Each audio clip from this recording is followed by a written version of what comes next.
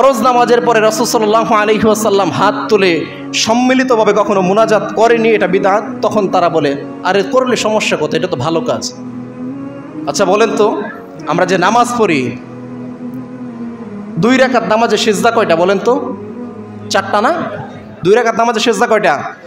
আপনি যদি 8টা সিজদা দেন আপনার নামাজ হবে? কেন হবে না? এটা পদ্ধতির খেলাফ, এটা নিয়মের খেলাফ। রাসূল সাল্লাল্লাহু আলাইহি ওয়াসাল্লাম আমাদেরকে শিখিয়েছেন 2 রাকাত নামাজে সিজদা কয়টা হবে?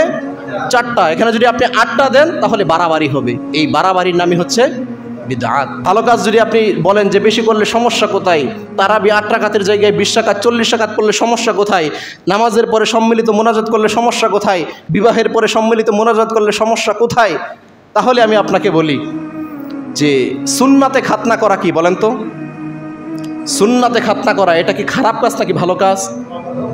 এটা হচ্ছে সুন্নাত, প্রত্যেক নবীদের সুন্নাত, এটা প্রত্যেক নবীদের সুন্নাত। তো এই সুন্নাতি কাজটা আপনি জীবনে কয়বার করেছেন? এটা তো ভালো কাজ, আরও 4-5 বার করেন, সমস্যা কোথায়? সমস্যা আছে কোনো? সমস্যা নেই না? তাহলে আপনি আরও করেন, 3-4 বার আরও করেন, সমস্যা কোথায়? লা হাওলা ওয়ালা কুওয়াতা ইল্লা বিল্লাহ। এই সমস্ত মাথা মোটাদেরকে আসলে বোঝানো সম্ভব না।